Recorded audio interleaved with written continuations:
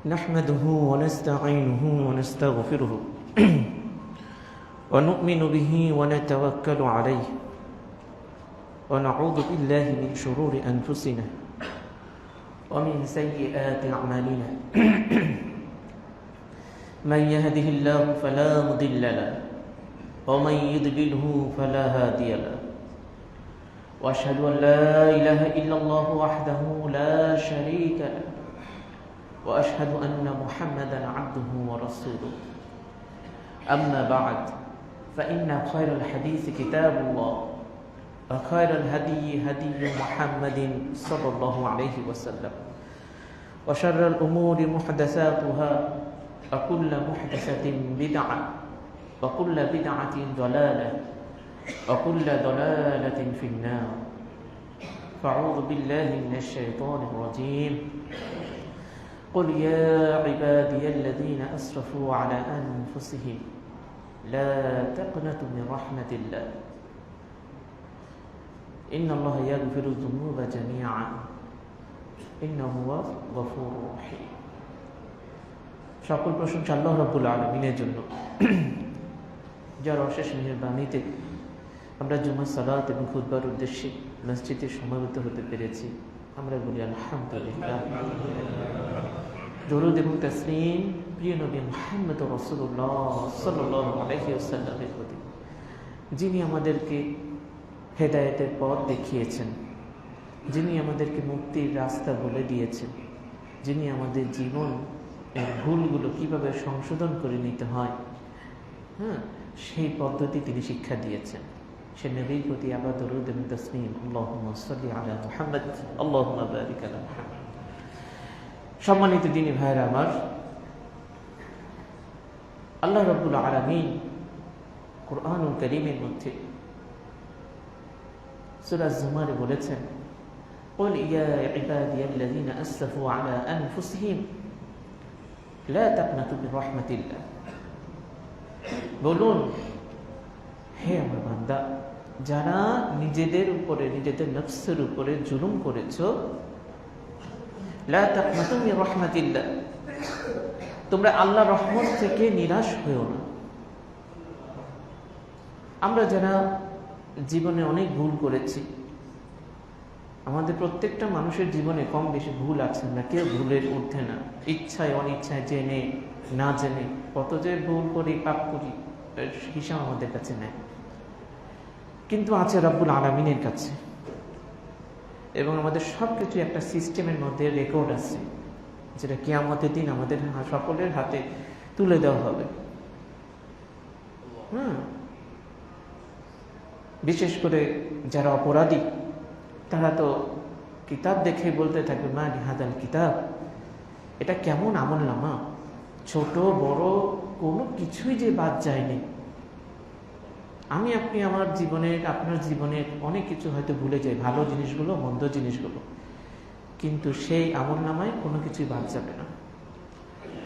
তো আল্লাহ রাব্বুল আলামিন বলছেন, এই যে দুনিয়ার জীবনে থেকে আমরা যে ভুলগুলো করি, নিজেদের উপরে জুলুম করি, আল্লাহ বলছেন যে লা তাকনাতু মিন রাহমাতিল্লাহ, আমার রহমত থেকে নিরাশ হয়ো না।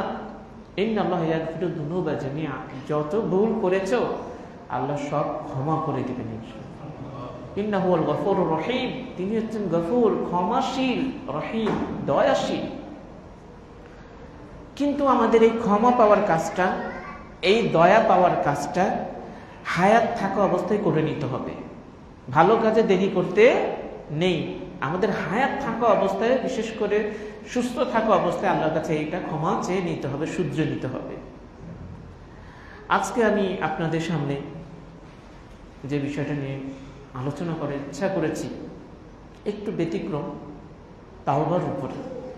আমি এর আগে খুতবা দিয়েছি তাওবার উপরে, কিন্তু যে সাইটগুলো আলোচনা করিনি তার একটা সাইট আমি আজকে আলোচনা করব, যাতে বিষয়গুলো রিপিট না হয়। কিভাবে তওবা করব, কিভাবে নিজের যে একটা দায়বদ্ধতা আছে, পাপের ভাগে যেটা যে কাবু হয়ে গেছে, এর থেকে কিভাবে মুক্তি পাবো, নিজেকে কিভাবে পরিষ্কার করে আল্লাহর সামনে কলবে সালিম নিয়ে দাঁড়াবো, সেই ব্যাপারে কিছু প্রশ্ন আকারে আজকে আমি ইনশাআল্লাহ আপনাদেরকে খুতবা দেব।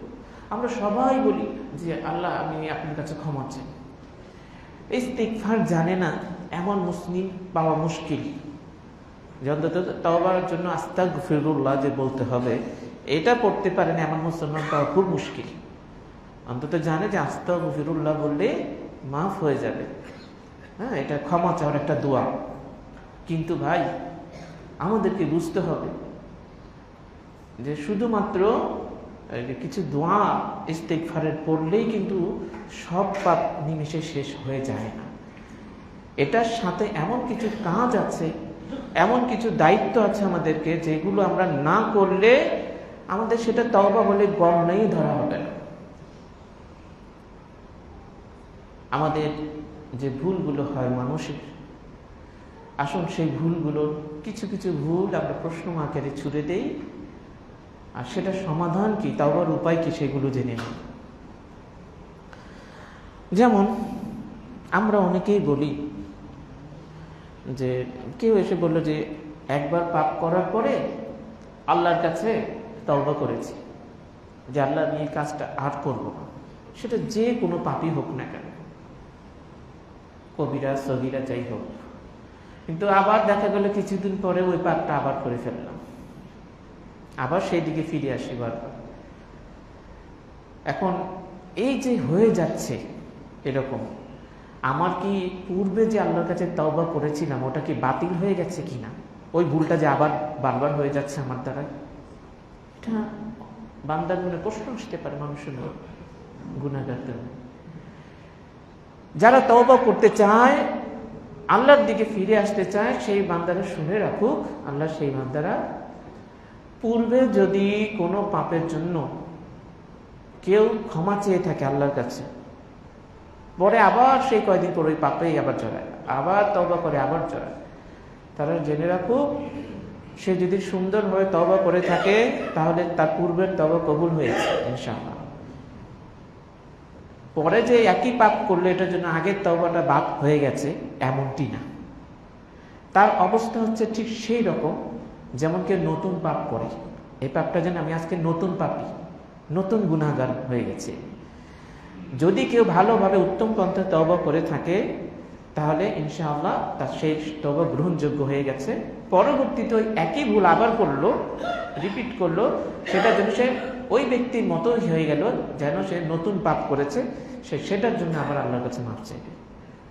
এই জন্য পূর্বের ক্ষমা চাওয়াটা বাতিল হয়ে যায়নি, আপনার তওবা করাটা, আল্লাহর কাছে কান্নাকাটি করাটা বিফলে যায়নি ইনশাআল্লাহ। এই জন্য নিজে অস্থির হওয়ার কিছু নেই। এই জন্য আমি আয়াতটা শুরু করেছি, হে আমার বান্দারা, সুন্দর দেশের ইয়া ইবাদি দিয়া শুরু করেছেন আল্লাহ। আমার লা তাকনাতু মির রাহমাতিল্লাহ, রহমত থেকে নিরাশ হয় না যারা নিজেদের উপর জুলুম করে ফেলেছ। হ্যাঁ, তো আশা করি এই বিষয়টা আমরা বুঝতে পেরেছি। তওবাকারী যারা আছে তাদের আরেকটা সমস্যা অনেক সময় থাকে, কেউ বলছে যে আমি একটি পাপে অটল আছি, অটল থাকা অবস্থায় আরেকটা পাপ আমি এই জন্য তওবা করতেছি আল্লাহর কাছে, এমন অবস্থায় আমার কি তওবাটা গ্রহণযোগ্য হবে কিনা আল্লাহর কাছে।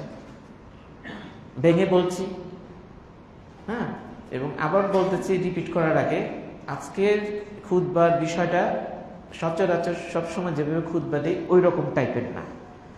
হ্যাঁ, আজকে প্রশ্ন উত্তর স্টাইলের খুতবা শুরু করেছি আয়াত দিয়ে, ইনশাআল্লাহ শেষ করবো হাদিস দিয়ে। আর যা বলবো কোরআন হাদিসের শান নির্যাস থেকে ইমাম ইবনু তাইমিয়া রাহিমাহুল্লাহ, ইমাম আহমদ বিন হাম্বল রাহিমাহুল্লাহ, ইবনুল কাইয়িম জাওজিয়্যি রাহিমাহুল্লাহ সহ সালাফদের যে আলেম আছে বড়রা, তাদের কিতাবে যে প্রশ্নগুলো আসছে বিভিন্ন লোকদের কাছ থেকে, তারা যে জবাবগুলো দিয়ে রেখেছেন, সেখান থেকে কোটেড করা কিছু প্রশ্ন আমি আপনাদের ছুড়ে দিচ্ছি অনুবাদ করে। কি বললাম? একটা পাপের উপর অটল আছি, অন্য পাপের জন্য আল্লাহর কাছে তওবা করছি। তওবা হবে কিনা? যেমন কোনো ব্যক্তি ঘুষ খায়,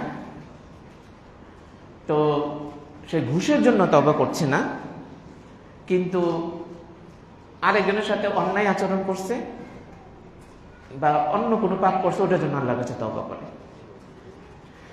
কেউ জেনা করেছে, জেনার জন্য তওবা করে না, বা জেনার কাছে সে অটল আছে, কিন্তু মদ খাইছে একদিন, ওটার জন্য আল্লাহর কাছে কান্নাকাটি করে মাপ চাইতেছে, আল্লাহ আমি জীবনের মদ খাবো না। মানে সে অন্য কবিরা গুনায় অটল আছে, ছেড়ে দেয়নি, কিন্তু যে পাপটার জন্য সে মাপ চাচ্ছে সেটাও আর একটা কবিরা গুনাহ, কিন্তু তার অন্য কবিরা গুনাহ ঠিকই আছে। এই কথাটাই বললাম যে কোনো ব্যক্তি যদি একটা পাপের উপরে অটল থাকা অবস্থায়, বাচ্চার আওয়াজটা একটু চিপসের প্যাকেটে, একটা পাপের উপরে অটল থেকে কেউ যদি অন্য পাপের জন্য আল্লাহর কাছে তওবা চায়, ক্ষমা প্রার্থনা করে,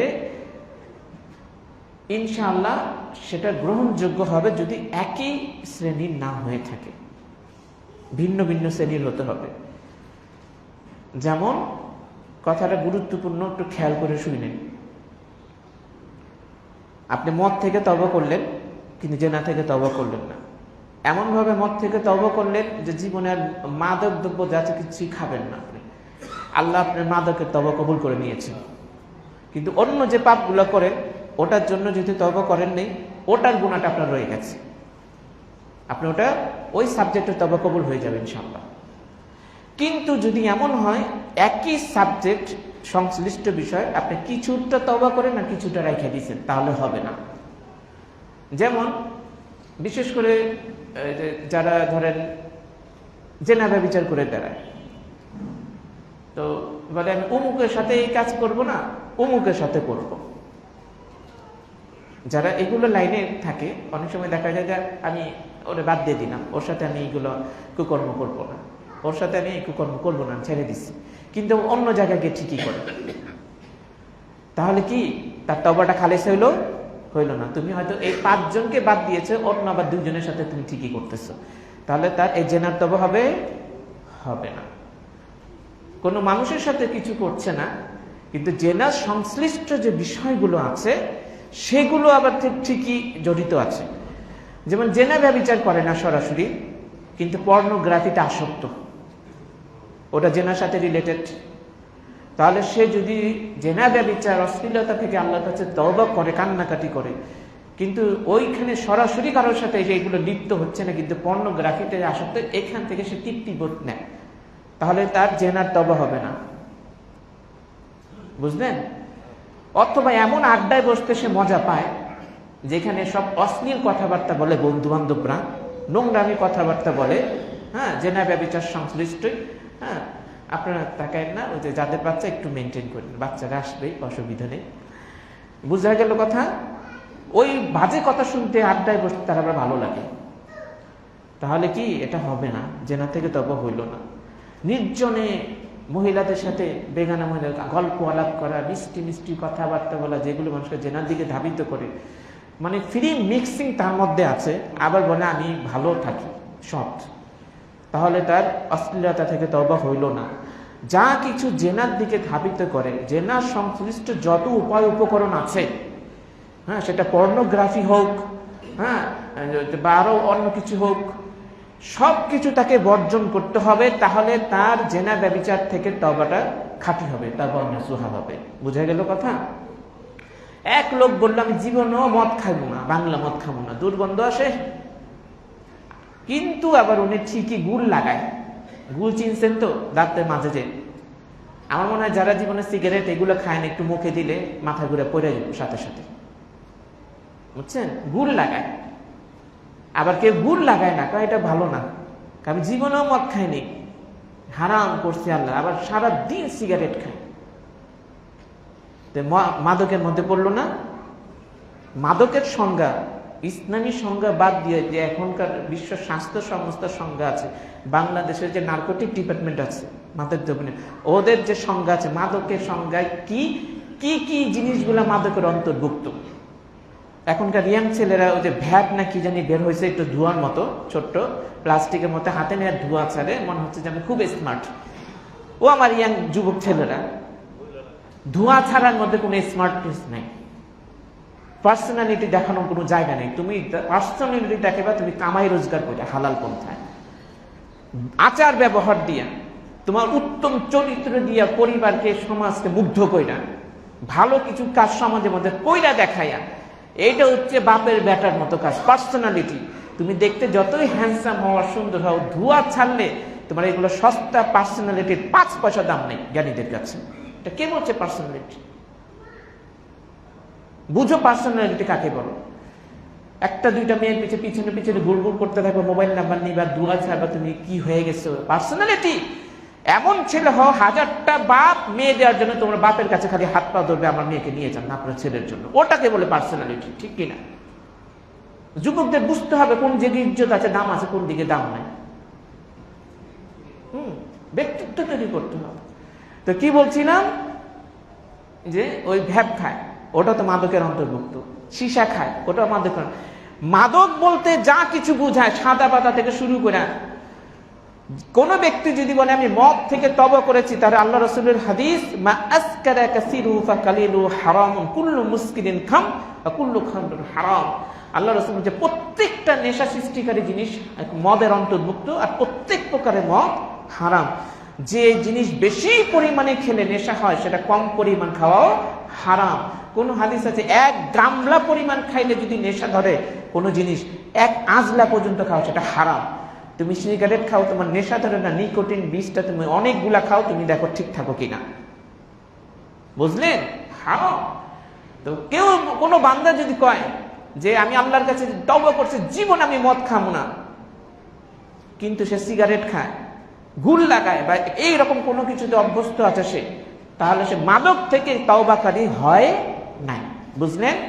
এখন এই কথা বললে হবে না আমি বাংলা মদ ছাড়লাম, কিন্তু হুইস্কি ঠিকই খাই। হ্যাঁ, আমি বাংলা হুইস্কি সবই ছাড়ছি, কিন্তু সিগারেট ভ্যাপ ঠিকই কামতেছে। তাহলে আল্লাহরে কইলে না, আল্লাহ আমি জীবনে তওবা করছি, বাংলা মদ খাবো না, ওই মদ খাবো না, এই ভুল করছি, ইয়াবা খাবো না আমি। তুমি ইয়াবা খাও না, ভুল তোলা দাও, তো তুমি তো ওই সাবজেক্টটা রয়ে গেছো। এই জন্য যখন আমি আপনি কখনো কোনো বিষয় নিয়ে তওবা করব, তওবা বলতে ওই সাবজেক্টে যা আছে টোটালি তওবা করতে হবে। একটা রাখুন আর একটা ছাড়ুন, কিছু অংশ রাখুন, কিছু বাদ দেবো, তাহলে ওটা তওবা হলো না। জেনা দিয়ে যেমন উদাহরণ দিলাম, মাদক দিয়ে উদাহরণ দিলাম, বুঝা গেল? তাহলে ওই টপিকসে আপনি খাঁটি তওবাকারী হয়ে গেলেন, আল্লাহ আপনার টোটালি গুনাহ ইনশাআল্লাহ মাফ করে দিবেন। বুঝা গেছে? তো এইভাবে তওবা, এক পাপে অটল আছি, অন্য পাপের জন্য তওবা করছি, হ্যাঁ গ্রহণযোগ্য হবে যদি সেই পাপটা ওই ক্যাটাগরির না হয়, ভিন্ন একটা পাপ হয়। আল্লাহ আমাদের বুঝার তৌফিক দান করুন। তো তওবা কিভাবে করতে হয়, আস্তে আস্তে আরেকটু ভিতরে ঢুকি। এক ব্যক্তি বলছে, অতীতে আমি আল্লাহর হক নষ্ট করেছি অনেক, আমাদের দ্বারা হয়েছে, অনেক হয়েছে, সবার দ্বারা কম বেশি।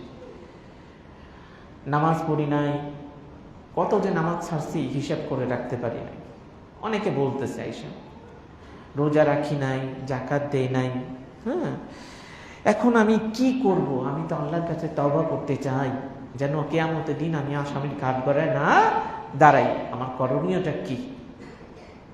ও আমার দিনী ভাই, যার এই সমস্যাটা হয়েছে, আপনি শুনে রাখুন। আপনি যদি তওবার পথে পা রাখতে চান, তাহলে বুঝবেন এটা আল্লাহর হক এখানে আছে। সালাত তার উমরে কাজে নাই। নামাজ ছুটে গেছে, আপনি আল্লাহর কাছে কান্নাকাটি করেন, মাফ চান, জীবনে নামাজ ছাড়বেন না, নামাজ পড়েন, পাশাপাশি সুন্নত নফল বেশি বেশি করে পড়েন। যদি যত্নবান হয়ে যান, আল্লাহ চাহে তো আপনি পূর্বে কত নামাজ ছাড়ছেন আপনার হিসাবে আল্লাহ ক্ষমা করে দিবেন। হ্যাঁ, ইসলামী দিনের মধ্যে ওই টাকা পয়সা দিয়ে নামাজের কাফারা দিবে, কয় বছর নামাজ পড়ে নেই, এমন কোনো নিয়ম কানুন নাই। জোহরের রক্তে আবার কোন দিন জানি জোহর ছাড়ছি মনে নেই, সারা জীবন জোহরের সাথে আরেকবার জোহর পড়ুম, আসরের সাথে আরেকবার জোহর পড়ুম, এইগুলো কোনো নিয়ম নেই, এগুলো বানোয়াটি কথাবার্তা। নামাজের জন্য আপনি সারা জীবন যতদিন বেঁচে থাকবেন, আল্লাহ নামাজ বাদ দিবেন না, নামাজ পড়বেন, পাশাপাশি সুন্নাত নফল নামাজে আপনি বাড়িয়ে দেন। আবার পাশাপাশি এই কাজও করতে পারেন, আল্লাহ যদি আপনাকে টাকা দিয়ে থাকে, অন্তত একটা ইটের দেওয়ার মতো যদি ক্ষমতা থাকে, কোথাও মসজিদ বানিয়ে দিয়েছে, মসজিদে কি করে মানুষ? নামাজ পড়ে না? কত ওয়াক্ত নামাজ কাজা করেছিলেন, খেয়াল নাই, ছেড়ে দিয়েছেন। মসজিদ মানে হাত বাড়ায় দেন, আল্লাহর বান্দারা সেখানে নামাজ পড়ুক। আপনি ওসিলা খুঁজবেন নেক আমলের মাধ্যমে, যে কোনোভাবে নামাজের যে ছুটে গেছে ওগুলো কাফারা যাতে একটা ব্যবস্থা হয়ে যায়। এই জন্য নামাজ সংশ্লিষ্ট ভালো কাজগুলোতে আপনি রিলেটেড থাকার চেষ্টা করেন। মসজিদ হচ্ছে, মসজিদ তৈরি করে দেন, মুসল্লিদের এই দরকার এইটা আপনি করে দেন, যাতে আপনি নেকি একটা ব্যবস্থা হয়ে যায় আর নিজেও নামাজ ছাড়বেন না। রোজা ছেড়ে দিয়েছে কতদিন, তার নাকি হিসাব নাই। হিসাব নাই বলতে কি, বালেগ হওয়ার পরে কত বছরে বালেগ হয়েছে, তারপর থেকে একটা মোটামুটি হিসাব করলেই আসবে। রোজা তো আর মাপ নাই, ফরজ রোজা। রোজা আপনাকে আদায় করে দিতে হবে, আপনি কাজা আদায় করে দিবেন। কয় বছরের রোজা ছুটে গেছে, কাজা আদায় করবেন। যদি স্বাস্থ্য না কোলায়, আপনার জন্য অনেক ক্ষতির কারণ হয়ে যায়, অসুস্থ হয়ে পড়বেন, অপারগ হন, এক একটা রোজার জন্য যে কাফারা দিতে হয় অর্ধসা করে খাদ্যদ্রব্য মিসকিনদের, আপনি সেই কাফারা দিয়ে রোজার পাপ থেকে আল্লাহর কাছে মুক্তি নিয়ে নেন। কত বছরের রোজা ছেড়েছেন, মাফ করুন। এবার আসলো জাকাতের প্রসঙ্গ। ওই যে বললো কি, কত যে নামাজ ছাড়ছি, কত যে রোজা ছাড়ছি, জাকাত দেয়নি কত বছর, আল্লাহর কাছে তওবা করতে চাই। এই জাকাতের জায়গায় আবার ছাড় নেই, জাকাতের জায়গায় ছাড় নেই। যার এরকম হয়েছে, আপনাকে জাকাত আদায় করতে হবে, কারণ এখানে মানুষের হক আছে। কার আছে? মানুষের হক, গরিবের হক আছে। এজন্য অতীতে জাকাত দেয় নেই, এটার জন্য আস্তাগফিরুল্লাহ বললে হবে না, যথেষ্ট নয়।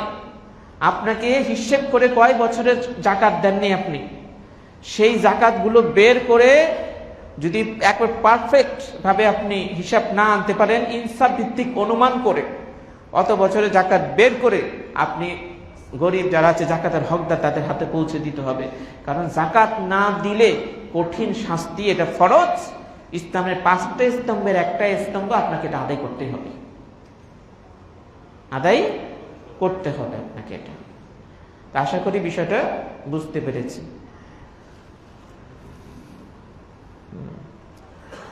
আরেক ব্যক্তি বলতেছে যে আমি তাওবা করতে চাই, কিভাবে করব? আমার পাপের ধরনটা হচ্ছে কি, আমি এক বা একাধিক মানুষের গীবত চর্চা করেছি, তার নামে বদনাম রটাইছি, মানুষের কাছে তাকে খারাপ বানানোর চেষ্টা করছি। এখন আমার বুঝ হয়েছে কাজটা ঠিক হয়নি। হ্যাঁ, এখন আমি কি করব? এখন কি তাদের কাছে গিয়ে আমি বিষয়টা বলবো, ভাই আমার এই হয়েছে, আপনার নামে এই বলছি, আমি কেমনে মাফ চাব আল্লাহর কাছে, কি করলে মাফ হইব? গীবত সংক্রান্ত অপরাধ আমাদের অনেকের দ্বারাই বা প্রায় সবার দ্বারাই কম বেশি হয়ে থাকে।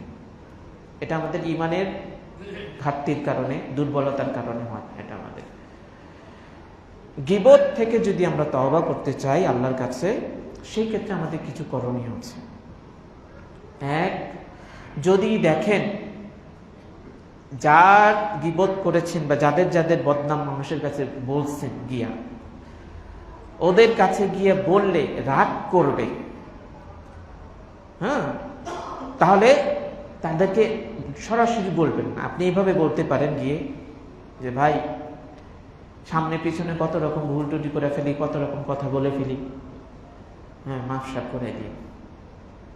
কারণ অনেকে আছে যদি বলে গিয়ে তোমার কত গীবত করছি আমি, মাফ করে দিও, কোনো ই রাখো না, দাবি রাখো না।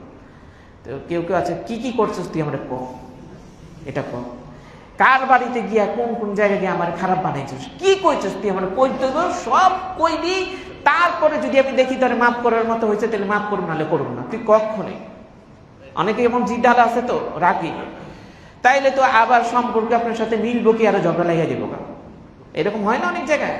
তো এই জায়গাগুলোতে আপনি ওরে আর কোনো ভাইঙ্গা কিছু কইতে যাবেন না, আলতো ভাবে বলবেন যে সামনে পিছনে অনেক সময় কত কথা হয়ে যায়, মাফ করে দিও। হ্যাঁ, আপনি তার কাছে এইভাবে মাপ চান, এই ল্যাক সিস্টেম। ভাইঙ্গা কইতে চান না, আবার আরেক ঝামেলা লেগে যাবে, গ্যাস ঝামেলা লেগে যাবে, বুঝছেন? কারণ অনেকে অনেক বন্ধুর বদনাম আরেক বন্ধুর কাছে পায়, আবার অনেক ভালো সম্পর্ক ওরটাও পায়। যেমন স্ত্রীর অনেক সময় স্বামীর বদনাম পায় অন্য বান্ধবীদের কাছে গিয়া, আবার স্বামীর সামনে আর তুমি আমার জান, তুমি পরাণ, সব কিছু কইতে থাকে। হ্যাঁ, আবার অনেকে পুরুষরা আবার বোন নামে বদনাম করে, বাড়িতে আবার একবারে অনেক মহব্বত দেখায়। তো বউ যদি আরেক জায়গাতে শুনে, আর স্বামী যদি আরেক জায়গা থেকে শুনে, তখন সম্পর্কটা সুন্দর থাকবে? সামনে কি হইব যারা সংসার করে তারা জানে, এইগুলা যদি শুনে যায় না। তো এইগুলা ক্ষেত্রে সম্পর্কটা নষ্ট হওয়ার ভয় থাকলে বিষয়টা করবেন না। হ্যাঁ, কৌশলে আপনি তার কাছ থেকে ক্ষমা চেয়ে নেবেন, এই হলো প্রথম কাজ। ঠিক আছে, এটা আমাদের সবার শিখতে হবে। আজকে খুতবাটা কিন্তু আমাদের এক ওষুধের মতো, আমাদের সবার ভিতরে সমস্যাটা আছে বাস্তবিক। 2, যাদের যাদের কাছে যে লোকটার বদনাম করেছেন, গীবত করেছেন অথবা মিথ্যা অপবাদ দিয়েছেন, তাকে ছোট বানাই দেওয়ার চেষ্টা করছেন, ওদের কাছে গিয়া আপনি ওর নামে ওর যে ভালো ভালো দিকগুলো আছে সুনাম, ওগুলো সুনাম করবেন। আপনি গীবতের পাপ কিভাবে মাপ হবে এই সিস্টেমগুলো শিখে নেন। প্রথমত ওর কাছে যে মাপ চাইবেন কৌশলে, সব ভাঙ্গা বলার দরকার নেই। 2, ওর নামে সুনাম করবেন যাদের যাদের কাছে গিয়ে বদনাম করছেন। না ওর কথা বলছিলাম ঠিকই, কিন্তু ওর এই গুণ আছে, ওর এই দিকগুলো আবার ভালো, ওর নামে সুনাম করবেন। যেখানে যেখানে দিয়ে বদনাম করছেন ওর নামে বিভিন্ন ভালো কাজগুলা যেগুলো আছে সুনাম করবেন, ওর ভালো দিকগুলার। 2 নাম্বার গেল। 3, কখনো যদি কেউ যার গীবত করছেন ওর বিরুদ্ধে কিছু বলে করতে চায়, আপনি সেখানে তার অনুপস্থিত থেকে প্রতিবাদ করবেন, যেটা ঠিক না।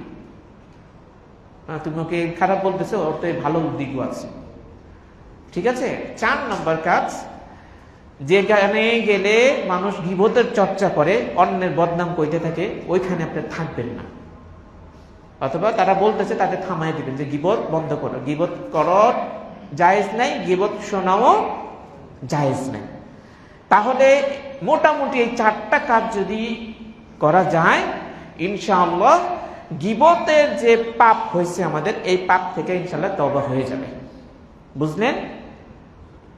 এইখানে শুধুমাত্র ওই যে নবী সাল্লাল্লাহু আলাইহি ওয়াসাল্লাম 100 বারের মতো তওবা করেছেন প্রত্যেক দিন, আপনি কইলেন আমি 500 বার তওবা করব, মানে কি আস্তাগফিরুল্লাহ আস্তাগফিরুল্লাহ, তারপরে এই ইস্তেগফারে যেটা বড় ইস্তেগফার আছে ওটা বলবো। হ্যাঁ, এই কি মুখস্থ করলে কিন্তু হইব না, আপনাকে এই লাইনে যেতে গিয়ে তওবা করতে হবে, ওটা পড়বেন, পাশাপাশি এই কাজগুলো করতে হবে আপনাকে। এবার আসেন, আরেক ভাই প্রশ্ন করতেছেন, তার পাপ হয়েছে কি সংক্রান্ত? চুরি সংক্রান্ত। চুরি করছি, চুরি করছি, এখন আমি কিভাবে তওবা করব? আর আরেকজন বলতেছে হত্যা করেছে ইচ্ছাকৃতভাবে, সে কিভাবে তওবা করবে? আমি আগে হত্যাটা বলি, চুরিটা এরপরে আনতেছি, কারণ চুরির সংশ্লিষ্ট প্রায় 4-5টা প্রশ্ন আছে। হ্যাঁ, ওটা একসাথে আমি করবো। এক ব্যক্তি বলল আমি ইচ্ছাকৃতভাবে হত্যা করেছি উমুককে, কেউ জানে না, আল্লাহ জানে। মনের ভিতরে এত কষ্ট লাগতেছে যে আল্লাহ তো বলছেন ইচ্ছাকৃত হত্যা করলে তার প্রতিদান হচ্ছে জাহান্নাম। আমি এখন অস্থির হয়ে গেছি, কিভাবে এই অপরাধের পাপ থেকে আমি হালকা হব। কেউ যদি এমনটি করে থাকেন, তার 3টা পদ্ধতি আছে তওবা করার। হত্যাটা করেছে হয়তো বা কিভাবে, শত্রুতা বশত কাউকে সাক্ষী রাখে নেই, খুন করে ফেলেছে। কোথাও ঘুরতে গেছে, পাহাড় থেকে ধাক্কা দিয়ে ফেলে দিয়েছে, অন্যকে বলছে গাড়ি থেকে পিছলে পড়ে গেছে, কিন্তু সে ধাক্কা দিয়েছে। নৌকা দিয়ে কোথাও ঘুরতে গেছে, ধাক্কা দিয়ে সাঁতার জানে না, নদীতে ফেলে দিয়েছে, মরে গেল। বাসায় এসে বললো ডুবে গেছে, আসলে কিন্তু সে ফেলে দিয়েছে। কোনো একটা হিংসা আছে, দুশ্মনী আছে, শত্রুতা আছে, যেটা প্রতিশোধ নেওয়ার জন্য সে অন্য দিকে মোড়টা ঘুরে দেবে, এজন্য সেই হত্যা করলে কিন্তু বুঝতে দিল না কাউকে। বাসায় বালিশ চাপা দিয়ে মেরে ফেলছে, বললো যে ঘুমের দিকে ওটা দেখি মরে দিয়েছে, মনে হয় স্টপ করছে, কিন্তু কেউ না জানলে আল্লাহ তো জানেন। ইচ্ছাকৃত হত্যা কোনো সাক্ষী রাখে নেই, এখন হত্যার পরিণাম হচ্ছে কি জাহান্নাম। এই ব্যক্তিকে তওবা করতে হলে কয়েকটা কাজ করতে হবে। একটা আছে আল্লাহর হক এখানে, আরেকটা আছে মৃত ব্যক্তি যাকে হত্যা করা হয়েছে, নিহত ব্যক্তির ওয়ারিসদের হক। 3 নম্বর আছে যে ব্যক্তি মারা গেছে, যাকে হত্যা করা হয়েছে, সে নিহত ব্যক্তির হক। কয়টা হক? 3টা। এখানে আপনি সেজদায় পড়ে এখানে আল্লাহর কাছে আস্তাগফিরুল্লাহ বললে হবে না, যথেষ্ট নয়। আপনি এটা পুরো পাপটা ডিলিট করতে গেলে আপনার 3টা কাজ করতে হবে। 1 নম্বর কার হক? আল্লাহর হক। এই হকটা আপনি সেজদায় করে কাঁদেন, গভীর রাতে কাঁদেন, আল্লাহর কাছে মাপ চান, আল্লাহ যদি দেখে আপনি খুলুসিয়ত দিয়ে মাপ চাইছেন, উপযুক্ত হয়েছেন মাপ ক্ষমা পাওয়ার, আল্লাহ আপনাকে ক্ষমা করে দিবেন। একটা হক গেল, আর কয়টা আছে? দুইটা। 2 নাম্বার কাজ করতে হবে সেই খুনিকে। জানে না কেউ হত্যা করেছে, আপনি সেখানে যান, তার ওয়ারিসদের সাথে গিয়ে দেখা করেন, নিজে সারেন্ডার করেন, তাদের কাছে সব ঘটনা খুলে বলেন, আমি ভুল করেছি, আপনারা কেউ জানেন না, আমি হত্যা করেছি তাকে, এই কাজগুলো করেছিলাম। আপনি তাদের কাছে সাপোর্ট করেন। তারা যদি আপনাকে যে রক্তপণ যেটা আছে, জরিমানা, হত্যার যে জরিমানা দিতে হয়, রক্তপণ নিয়ে আপনাকে মাফ করে দিতে চায়, তাহলে আপনি মুক্ত হয়ে যাবেন। আর যদি তারা আপনাকে আদালতে সাপোর্ট করে আপনাকে মৃত্যুদণ্ডের ব্যবস্থা করে, আপনি ওইখান থেকে আপনি মৃত্যুদণ্ড পেয়ে আপনার পাপের ক্ষমা হবে। বুঝতে পেরেছেন? সাহাবীদের যুগে ঘটছে না, জেনা করেছে, কোনো সাক্ষী নেই, 4 দিন আসলো, তারপরে তাকে রজম করা হলো না। সে নিজেকে পবিত্র করার জন্য করেছে, কেউ জানে না। হ্যাঁ, তো তার মৃত্যুদণ্ড হবে, আদালতের সাপোর্ট হবে, তার ফাঁসিটাই মেনে নিতে হবে। যে আমি কিয়ামতের দিন আর জাহান্নামে জ্বলবো না চিরস্থায়ী, মরতে তো একদিন হবেই, আমি এই হত্যার পাপের শাস্তি নিয়ে আমি দুনিয়া থেকে বিদায় নিই। যদি ফাঁসি হয় ফাঁসি হবে, আর যদি ওয়ারিসরা অনুগ্রহ করে ক্ষতিপূরণ নিয়ে নেয়, তাহলে সেটার দ্বারা সে মুক্তি পাবে। এই হলো 2টা। আর 3 নম্বর কি? নিহত ব্যক্তির হক, এটা কিয়ামতের মাঠে হবে। এখন সে মাফ করবে কি করবে না?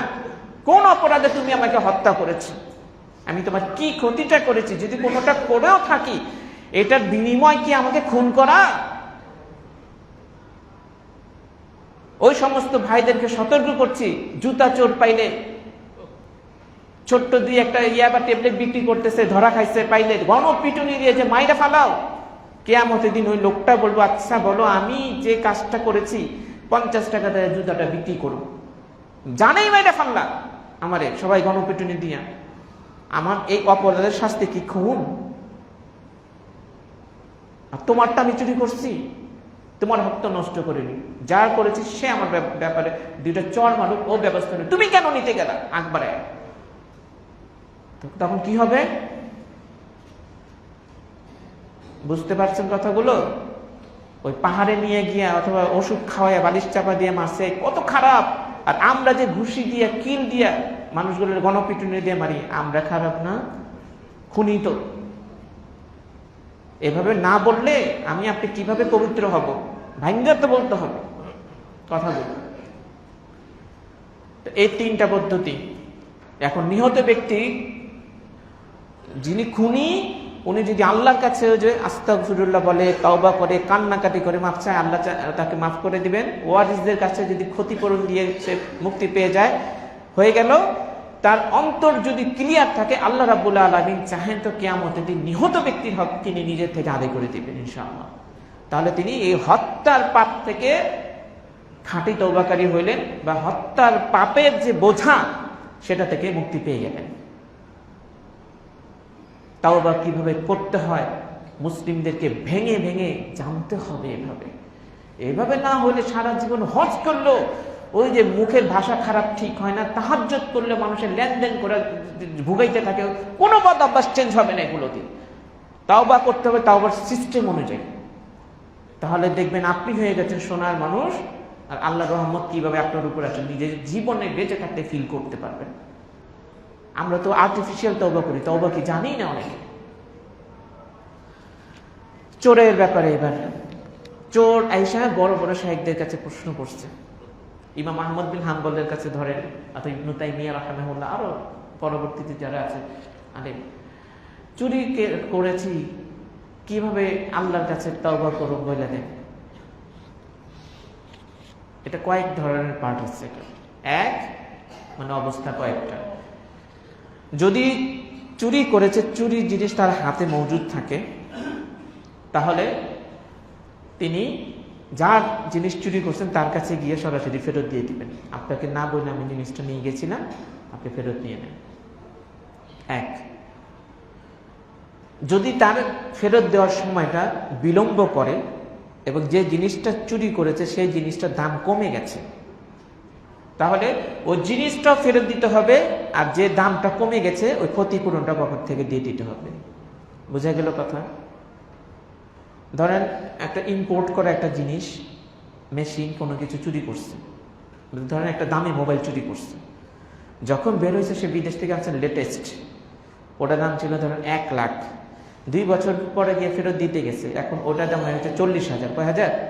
40,000। জিনিসটা ইনটেক আছে, হয়তো জিনিসটাও দিবে আর 60,000 টাকা জরিমানা দিবে। এখন জিনিসটার দাম কমে গেছে, তুমি অবিকল জিনিস দিলে হবে না, হ্যাঁ, এভাবে ফেরত দিয়ে দিবে। যদি জিনিসটা সে নিজে ব্যবহার করে থাকে অথবা নষ্ট হয়ে গেছে বা ধ্বংস শেষ হয়ে গেছে, বাদ হয়ে গেছে জিনিসটা, তাহলে বর্তমান রেট অনুযায়ী তাকে পুরো টাকাটা ফেরত দিয়ে দিবে। যদি এই করে তাহলে চুরির পাপের তওবা তার হয়ে গেল। মুখ দিয়ে যদি আস্তাগফিরুল্লাহ আস্তাগফিরুল্লাহ 1000 বার নাও বলে, 1000 বার, তাও হয়ে গেল, কারণ সে সংশোধন হয়ে গেল এর দ্বারা। এর একটা পদ্ধতি চুরির ব্যাপারে। দ্বিতীয় কথা হচ্ছে, কোথাও দেখা যায় কেউ প্রফেশনাল চোর না, কিন্তু অনেক সময় করে ফেলেছে, ঘনিষ্ঠ লোকজন, বন্ধু বান্ধব বা কারো থেকে চুরি করে ফেলছে, পরিচিত লোকদের কাছ থেকে। এখন সে তাদের কাছে গিয়ে যে বলবো, ভাই আমি তো আপনার জিনিসটা চুরি করছি না, এই নিয়ে নেন, তো ভাবতেছে আমার বাণিজ্য থাকবো না, বাণিজ্য থাকবো না। অনেক ধনী মানুষের চুরির অভ্যাস থাকে, তার মেন্টালিটির সমস্যা বা মানসিকতার সমস্যা, চুরি করে। হ্যাঁ, ওই ধনী মানুষ চুরি করে। বাংলাদেশে যত ঘুষখোর অফিসার আছে, হ্যাঁ, এই যে হারাম খায়া খেয়ে যে পেট মোটা করছে, দেখেন না, কেউ কয়েকশো কোটি টাকা আছে, তারপরে চুরি করে। ওটি কি চুরি না? তো পয়সা থাকলে চুরি করবো না, এই কথাতে ভুল। হাসলত খারাপ জিনিস। তবে বলছি না, চুরি করছে, মুখোমুখি হইতে ভয় পাচ্ছে। ঘুষখোরদের প্রশ্ন আসতেছে সামনে, ইনশাআল্লাহ আসবে।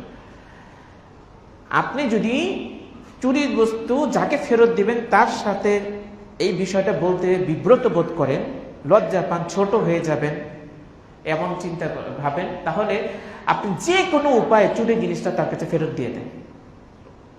বলতে পারেন গিয়া, তোমার কাছে কোনো ব্যক্তির নাকি হক ছিল, এটা জিনিসটা রাখা ছিল, তো আমার কাছে দিয়েছে তোমাকে ফেরত দেওয়ার জন্য, এবং উনি বলছে যে নাম বলতে না, আমি নাম বলতে পারব না, তোমার জিনিসটা তুমি নিয়ে নাও, একজন আমার কাছে দিয়েছে।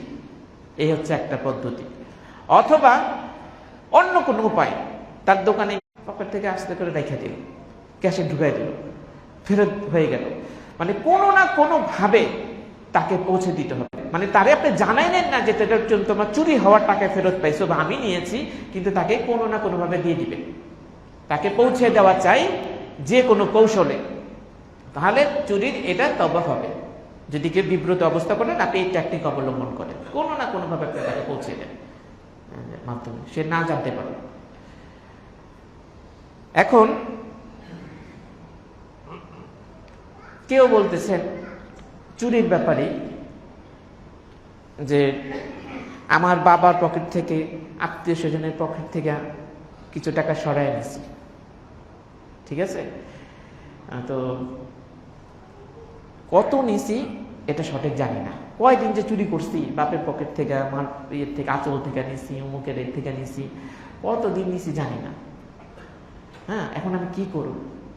আমরা যারা আছি, আমাদের অনেকের এমন হয়েছে না, ছোটবেলায় অমুকের গাছ থেকে আম চুরি করছি, পেয়ারা চুরি করছি, কত কিছু করছি না, হ্যাঁ, এগুলা করতাম। তো এখন এটা তওবাটা কেমন হইব? হ্যাঁ, আমি যে কথাগুলো বললাম সবার জীবনের সাথে কিন্তু সম্পৃক্ত বিষয়গুলো। এই তওবাটা কেমনে করব? এইখান থেকে কত নিছি আবার এটাও জানি না। তো আম চুরি আর ওইগুলো চুরির ব্যাপার যদি হয়, হ্যাঁ, আপনি পারলে একটা অনুমান করে কিছু, সে বুঝলো যে হাতিয়ে ওর বাড়িতে পাঠায় দেন। কয়টা আম চুরি করছেন জানেন ওদের গাছ থেকে? একদিন কয়েক কেজি আম কিনা, মানে আপনি একটা অনুমান করবেন, ওদের বাসায় নিয়ে যে হাতিয়ে পাঠায় দিলেন, বেড়াইতে এসছি, ঠিক আছে না, বুঝলো যে না নিয়ে এসেছি, আপনি মুখ দিয়ে কইলেন না, হাতিয়ে নিয়ে গেলেন, মেহমান বুঝছে আইলেন তো খালি হাতে আসে না, দিয়ে দিচ্ছেন। আপনার নিয়ত কি? কয় কেজি আম চুরি করছি জানি না, দিয়ে দিলাম। পেয়ারা চুরি করছেন, কত কেজি জানি না, দিয়ে দিলাম। হ্যাঁ, অথবা যদি পারেন যে উনি কিন্তু মাইন্ড করবেন না, আপনাকে চোর বলবেন না, ছোট ভাববেন না, হাসতে হাসতে বললেন ছোটবেলায় কত কিছু চুরি করছি, দাবি দাবা রাইখেন না চাচি আম্মা খালাম্মা অমুক তমুক ইত্যাদি কইলেন। আরে বাবা কোনো কিছু মনে করিনি, যা বাপ। যদি এইরকম ভাবে হয়ে যায় তা আলহামদুলিল্লাহ হয়ে গেল, ঠিক আছে। তাইলে আপনি ওটার জন্য ইনশাল্লাহ আল্লাহর কাছে পাকড়া হইবেন না, কারণ যার হক তিনি মাফ করে দিয়েছেন। হ্যাঁ, এই একটা সিস্টেম। আর ওই যে বাপের পকেট থেকে টাকা চুরি করছে, গোপনে সরাইছে, অমুকের জায়গা থেকে গোপনে সরাইছে আত্মীয় স্বজন, এখন কত নিচে জানে না, কি করব? আপনাকে করতে হবে কি, আপনাকে গোপনে যেহেতু নিয়েছেন, কেউ জানে না, বাবা মা অথবা বড় ভাই বা কারো পক্ষে, আপনার ঠিক গোপনেই ওইখানে আবার রেখে দেন। যত বছর পরে মনে পড়ছে আপনার, আপনি রেখে দেন, গোপনে রেখে দেন। বাপের পকেট থেকে নিচ্ছেন গোপনে, গোপনে বাপের পকেট থেকে রেখে দেন। কত নিচ্ছেন জানেন না, একটা অনুমান করেন, ইনসাফ ভিত্তিক একটা অনুমান করেন যে এত টাকা পর্যন্ত নিয়েছি, তো গোপনেই দিয়ে দেন। বলার দরকার নেই তাকে গিয়ে যে আমি তোমার পকেট থেকে নিয়েছিলাম বাবা, চাচা আপনার পকেট থেকে 500 টাকা মুখ দিন খাইছিলাম, হ্যাঁ, দরকার নেই, গোপনেই দিয়ে দেন, সামনাসামনি বলারই দরকার নেই নিচ্ছেন, ঠিক আছে। এই হলো আরেকটা জিনিস। চুরির সংক্রান্ত আরেকটা পয়েন্ট হচ্ছে কি, যাদের কাছ থেকে চুরি করেছে, এটা শেষ পয়েন্ট, যাদের কাছ থেকে চুরি করেছে তাদের কাছে যে আমি ফেরত দেব, তাদের ঠিকানা আমি জানি না, এখন তাদের ঠিকানা আমি জানি না। যাদের কাছ থেকে চুরি করেছে ঠিকানা জানে না। যেমন বিদেশি কোম্পানিতে কেউ চাকরি করলো, বিদেশি কোম্পানির কত কাগজ কলম কত কিছু যে সে মারছে অফিসার হয়ে, কোনো ঠিক ঠিকানা নেই, কোম্পানি লস টস খায় একবার সবকিছু দুটা বাইরে গেছে। এই কোম্পানির খুঁজে পাইব কিভাবে? চুরি তো করছে কোম্পানির টাকা, ঠিকানা জানে না। তারপরে আপনার এই দেখা গেছে এই সেটা কি, এই কোনো দোকানে চাকরি করছে একটা কর্মচারী, এখন পরবর্তীতে সে চাকরি ছেড়ে চলে গেছে চুরি টুরি করে, আয়সা দেখে ওই দোকানও নাই, ওই লোকও নাই, নাম ঠিকানা নেই, আমি কই পাম খুঁজাম, এইরকম। আবার আমরা যারা কর্মচারী না চাকরি করে এরকম চুরি টুরি করি নাই, কিন্তু ভদ্র মানুষ মনে করি নিজেকে, আমাদের দ্বারা আবার কিছু ভুলে গেছে, এটা সম্পর্কিত। সেটা কি, ঝগড়া লাগছে রিক্সাওয়ালারে, টাকাই দিনি, যতটা ভাড়াই দিব না, এই রিক্সাওয়ালার চেহারা তার আমার মনে নাই। কোন দিন কোন ফুটপাতে গিয়ে একটা মুড়িওয়ালা কাছে মুড়ি খাইছেন, কথা কইতে চলে গেছেন, টাকা দেন, মুড়িওয়ালারে তো আপনি খুঁজে পাইতেছেন না। অথবা রিক্সাওয়ালাই রাগ করে আপনার কাছ থেকে টাকা নিয়ে চলে গেছে, অথবা আপনি কথা বলতে বলতে ওইদিকে চলে গেছেন, খেয়াল ছুটে গেছে, গাড়িওয়ালা চলে গেছে, ভাড়া দেন নাই। এখন যে এই যে ঠিকানা জানি না, কিন্তু চুরি হয়েছে তার টাকাটা বা তার হক নষ্ট, আমি কিভাবে এটা করব? যদি ঠিকানা না জানেন, আমি আপনি জানি না, কিন্তু আল্লাহ তো জানেন ওই বান্দাটা কোথায় আছে।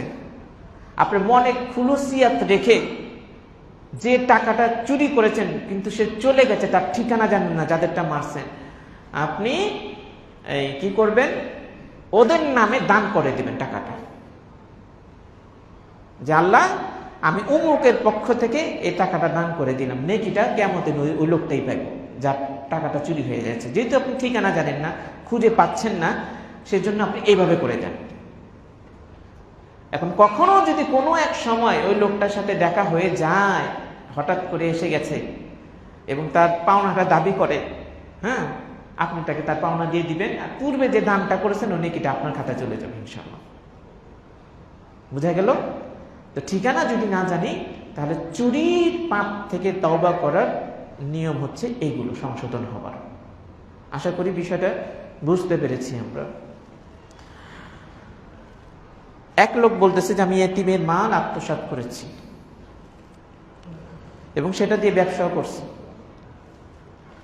ব্যবসা করে লাভবান হয়েছি, এখন আমি তওবা করতে চাই, কাজটা আমার ঠিক হয়নি, আমি বুঝেছি, আমি কিভাবে তওবা করলে আল্লাহ কবুল করবেন? এখানে প্রশ্ন একটা, এর সমপর্যায়ের অনেক বিষয় আমরা সম্পৃক্ত করতে পারি।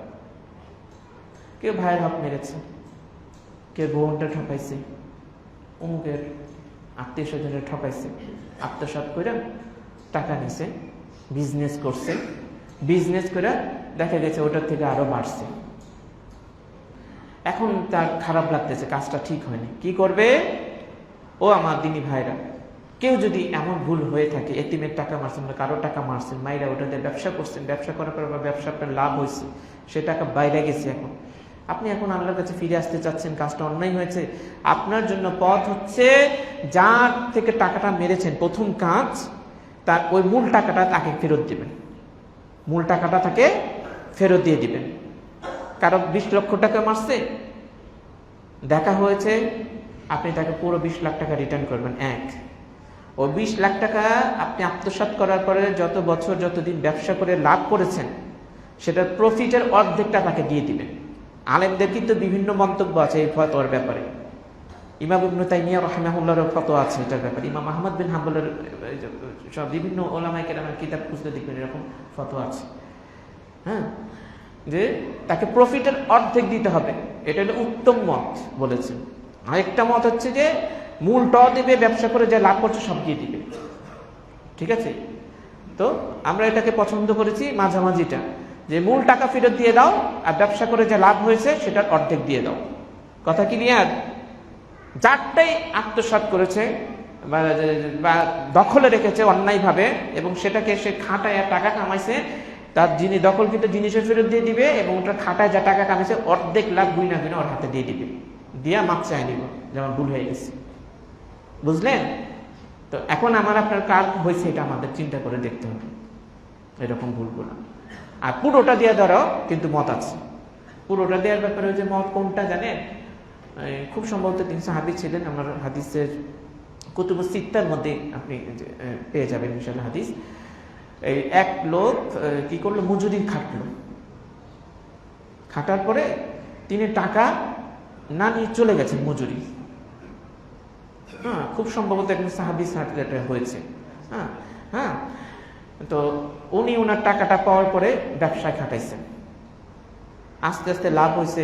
ওখান থেকে দেখা গেল যে পশুপালন যেগুলো হয়, বকরি বা দুম্বা এগুলো ইত্যাদি অনেক বেড়ে গেছে, জমি জমা হয়েছে, আস্তে আস্তে সে টাকা দিয়ে বাড়াইছে।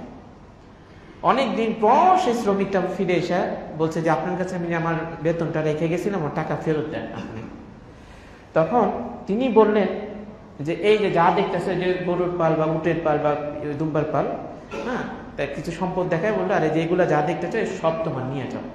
কেমনে? তুমি যে টাকাটা রেখে গেছো সেটা আমি ব্যবসায় খাটাইছি, খাটানোর পরে আস্তে আস্তে করে এই আজকে এত হয়ে গেছে দেখো। তাকে কি বললো, তুমি নিয়ে যাও। সে সব নিয়ে গেল, একটুও বললো না আপনি তো খাচ্ছেন, জান আপনি আমি 3 ভাগের 1 ভাগ দিয়ে দিলাম, সব নিয়ে চলে গেছে। ওই সাহাবী তারা আটকায়ও নেই যে আমি যে খাচ্ছি আমার একটু লাভ দিবা না, ঠিক আছে না? নিয়ে গেল, সব নিয়ে চলে গেছে। তাহলে বোঝা যাচ্ছে অন্যের হক নিজের কাছে আটকা রেখা মানুষের মাইরা যদি কেউ এইরকম বাড়ায়, টোটাল আদায় ফতোয়া আছে, মূলটাও দিবা, যা প্রফিট করছে সব দিয়ে দিবা। আর ওলামায়ে কেরাম যে মধ্যম পথটা পছন্দ করে সেটা কি, মূলটা দিবা আর টোটাল প্রফিটের মানে লাভের অর্ধেক দিয়ে দিবা। তাই বুঝছেন? তাইলে আপনি ইনশাআল্লাহ এটাতে মাপ পাইবেন, নাইলে খালি আস্তাগফিরুল্লাহ কইলে কাম হইতো না। বুঝছেন? ওইটা করলে কাম হইতো না, হজ করলে এটা কাম হইব না, হ্যাঁ 10টা মসজিদ বানা দিলে এটা কাম হইব না। বুঝছেন? আপনি মাদ্রাসা সভাপতি হলে কাম হইব না, কারণ এটা এমন একটা পাপ, এটা তওবার রাস্তা আল্লাহ এভাবে করে রাখছেন। এই পাপের কাফারে আপনার 20টা মসজিদ বানা কাম হইব না, তওবা হইব না। বুঝছেন? একজন বই স্ত্রীর উপর জুলুম করে, অত্যাচার করে, অন্য মহিলার কাছে যা মাপ চায়, 100 বার সরি কয়, কাম হইব? হ্যাঁ, অমুক মহিলার বাসস্থান বানা দেয়, অমুক এটা করে দেয়। আরে বউর কাছে মাপ চাও, তুমি যেখানে ভুল ওইখান থেকে তোমার তওবা হইব। যেখানে হক মারছেন ওটা ঠিক করে দেন, আপনার তওবা হয়ে যাব। মসজিদ 20টা বানায় দিয়ে আপনি ওটা তওবার রাস্তা খুলবেন কেমনে? বুঝছেন? তওবা যেখানে হয়েছে ঠিক ওই রাস্তা থেকে আপনাকে তওবার রাস্তা করতে হবে, খুলে নিতে হবে। এক ঘুষখোর প্রশ্ন করতেছে, হ্যাঁ, যে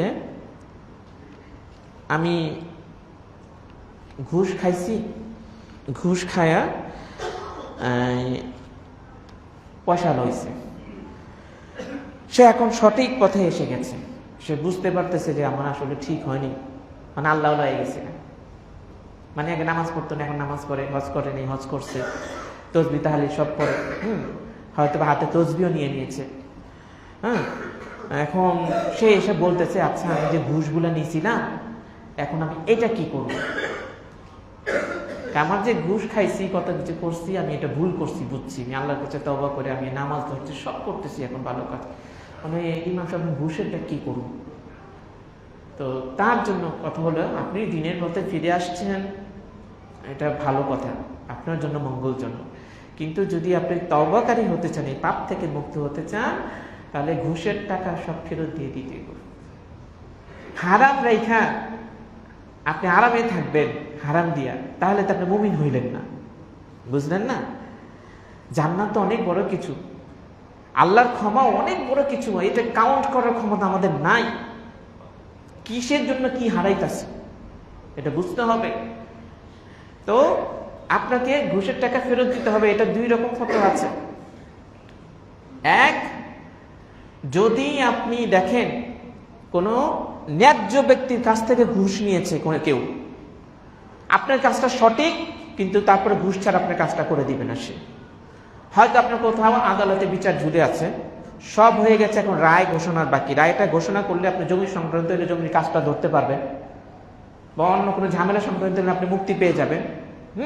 আপনি একটা জীবনে একটা ইম্পর্টেন্ট একটা সাইড, এটা আপনার রায়টা দরকার, আপনি ন্যায্য আপনার পক্ষে আসতেছে, জজ সাহেব রায় দেয় না, উদাহরণ দিচ্ছি খালি জজকে দিয়ে, কেন ওই পেশকারকে দিয়ে কাউরে দিয়ে বলতেছে যে কিছু দিতে কও, খালি ডেট ঘুরায় দিলেই আমি রায়টা দিয়ে দিব। ন্যায্য ব্যক্তির কাছ থেকে ঘুষ নিছে, বুঝছেন? তখন কি করতে হবে, যার যার কাছ থেকে ঘুষ নিচ্ছে ফেরত দিয়ে দিবে, ও লোকগুলোর কাছে ঘুষের টাকা ফেরত দিয়ে দিবে। যদি এতে তার সব বাড়ি গাড়ি সব জায়গা তাতেও যাইব, সে যদি সত্যিই মুমিন হয়ে থাকে, বলবো গাছতলায় থাকবো, তাও হারামের টাকায় ঘুমাবো না। মন ক্লিয়ার করতে হবে তো তাকে, আল্লাহর কাছে প্রমাণ করতে হবে যে আমি সত্যিই তোমার পথে ফিরে আসছি, তো ঘুষের টাকা সব ফিরিয়ে দেবে। যার যার কাছ থেকে ন্যায্য ব্যক্তির কাছ থেকে ঘুষ নিচ্ছে, মানে সে সঠিক পথেই ছিল কিন্তু আমি ঘুষ ছাড়া দিব না। আপনার ফাইল আটকে আছে অফিসের মধ্যে, হ্যাঁ, অথবা আপনার ভূমি মন্ত্রণালয় কি যেন বললো ওটাকে, ইয়াসিন ভাই, রাজুক ধরেন প্ল্যান পাস করতে গেলেন, হ্যাঁ, আটকে আছে, ইচ্ছা করেই দেয় না সব, ওকে মানে ছাড়ো তারপরে ফাইলটা পাস হইব। হ্যাঁ, কতজন তো কেমন কাজ করে, আল্লাহ আকবার। ঈদের আগে ফাইল আটকায় রাখে, ঈদ করবো এটা ঘুষের টাকা দিয়ে, তো রমজানের রোজা দেখা কি হইব বেটা, তুই তো কিছু বুঝিস না ইসলামে, ব্যাক কর। রমজানের রোজা রাখছে 20 তারিখে 15 তারিখের পর থেকে সব ফাইল ছাড়বে, এবার এই টাকা দিয়ে ঈদ করবো, ঘুষ করে ঈদ। ন্যায্য ব্যক্তিদের আটকায় রেখে যে টাকা নিচ্ছে সবার কাছে সবার টাকা ফেরত দিয়ে দিবা, এলো এক কাজ তার। 2 নম্বর কাজ হচ্ছে কি, যদি সে দেখে যাদের কাছ থেকে ঘুষের মাধ্যমে সে ফাইল পাস করেছে বা কাজটা করে দিয়েছে, হ্যাঁ, যেমন ইউনিভার্সিটিতে টিচার নিয়োগ হবে, বলবো আপনি আমাদের এই সরকারি বিশ্ববিদ্যালয়ে চাকরি করবেন, ভিতর থেকে সিন্ডিকেট থেকে 20 লাখ টাকা দিলে চাকরি পাবেন, নাহলে পাইবেন না, আপনি ডক্টর হন আর যাই হন, আমাদের যে টাকা দিব সে চাকরি পাইব। আর দেখলাম আপনি যোগ্য কিন্তু টাকাটা দিয়েছেন, তাকে বাধ্য হয়ে টাকা ফেরত দিয়ে দিতে হবে তাকে, কারণ সে ন্যায্য ছিল। আর যদি অন্যায্য ব্যক্তিকে সে ঘুষের মাধ্যমে কাজ করায় দেয়, তাহলে সেই টাকা অন্যায্য ব্যক্তিকে সে ফেরত দিবে না। যেমন কেউ অন্যজনের জমি মাইরা খাইব, সে দেখছে কাগজপত্র ঠিক না, বলল যে আপনি কয়েকশো কোটি টাকার প্রজেক্ট, 10 কোটি আমাদের ছাড়েন, দায়িত্ব করবো না, লোক দেওয়া পায়, তাহলে তো চাকরি থাকবো না। আপনি দেখেন আমি আদালতের রায়টা কেমনে দিয়ে দিতেছি, ফাঁক ফোকর দিয়ে একটা জাহেজ করে আপনার পক্ষে রায় দিয়ে দিন।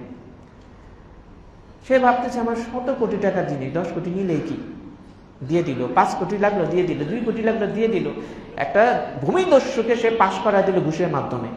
একটা অযোগ্য ব্যক্তি, তার চেয়ে যোগ্য ব্যক্তি আছে চাকরি পাওয়ার, তাকে দিল না, অথচ ঘুষের মাধ্যমে তাতে জুনিয়র লোককে টাকা দিয়ে চাকরি দিয়ে দিল। মানে যে কোনো অন্যায়মূলক কাজ কারোর, সেটাকে পাশ করিয়ে দেওয়ার জন্য কেউ যদি ঘুষ খায়, তাহলে ওই ঘুষখোর অন্যায়কারীর কাছে টাকা ফেরত দিবে না, কারণ সে এই টাকা পাইলে সে আবার অন্যায় করবে। যেমন ব্যাংকে টাকা রাখছে, আমার 5 লাখ টাকা সুদ দিছে, আমি ডিপোজিট করছি অমুক টাকা, এখন এই টাকাটা কি করুন, ব্যাংকেরই দিয়ে দিই, নিজে দেখুন খামো না, আপনি আরেক সুদখোরের কাছে টাকা দিবেন, আরো 5 লাখ টাকা সুদে ব্যবসা করবো, আপনি কেন ওরে দিবেন? বুঝলেন? আবার নিজে যে খাইবেন নিজেও খাইতে পারবেন না ব্যাংকের হারামের টাকা। ওই ঘুষখোরও ঘুষ খায়া যে সমস্ত অবৈধ লোককে অন্যায়ভাবে বিল পাস করা দিয়া দিছে, ওই ঘুষের টাকা অন্যায় কাটিদের কাছে সে ফেরত দিবে না। আবার নিজেও তো খাইতে পারবো না, নিজেও খাইতে পারবো না। কি করতে হবে? কোনো নেকির ইচ্ছা ছাড়াই, সবের যে টাকাটা হারামের, নেকির ইচ্ছা ছাড়াই গরিব দুঃখী রাস্তায় যারা তাকে বিলাই দিব টাকা সব। এখন তুমি কয় নাম্বার ইমানদার হইতেছ? মনটাকে পরিষ্কার করে আল্লাহর কাছে আসছো কিনা? ও ঘুষখোর ভাইয়েরা, আপনি কথা জানে নিজেকে মিলিয়ে নেন। আমরা চাই আপনি আল্লাহর পথে ফিরে আসেন। তো আপনাকে এভাবে আসতে হবে যে সব দেওয়ার পরে যদি ঘুষের টাকা, আমি ফকিরও থাকি, আমি অল্প কিছু করে আমি ইনকাম করব, তাও আমি হারাম খাবো না। অথবা ঘুষ ছাড়া আমি চাকরি করব, যা আছে ওটা দিয়ে আমি সংসার চালাবো। আমার ঘুষের টাকা দিয়ে বাচ্চাদেরকে বিদেশে পড়ানোর কোনো দরকার নেই, গাড়ি বাড়িদের। তাহলে আপনি এমন তওবা করলেন এই ঘুষ থেকে, আল্লাহ সন্তুষ্টি হয়তো আপনাকে যে কি দিবেন আপনি কল্পনাই করতে পারবেন না। তওবা তো এইভাবে করতে হয়। আমি আপনি ঘুষের টাকাও রাখুন, আবার ওই টাকার থেকে দানও করুন, আবার হাদিস এবং আবার মানে কি জানি একটা হয়ে গেছে, ভুল পথে হাঁটুন, তবে হয় নাই। ক্লিয়ার কথা, তবে হয় না যদি এইভাবে তবে না করে। আপনার কোনো রাস্তা নাই, রাস্তায় এই দুইটা।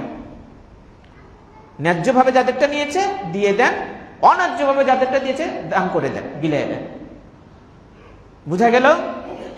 অনেক নামাজি ব্যক্তি হারাম পণ্য বিক্রি করে কিন্তু ইনভেস্ট করছে টাকা হালাল, এটা আরেকটা প্রশ্ন। যেমন সিগারেটের ব্যবসা করতেছে কেউ। সময় যেহেতু শেষ, আমি আর আগাচ্ছি না। আমি যা প্রশ্ন টুকা নিয়ে আসছিলাম সালাফদের কিতাব থেকে, সম্ভবত 3 ভাগের 1 ভাগ বলছি আজকে। এক একটা প্রশ্ন মনকে নাড়া দেওয়ার মতো। হ্যাঁ, সময় নাই, তাও আমি প্রায় 15 মিনিট বেশি হয়ে গেছে, আমি ক্ষমা চেয়ে নিলাম।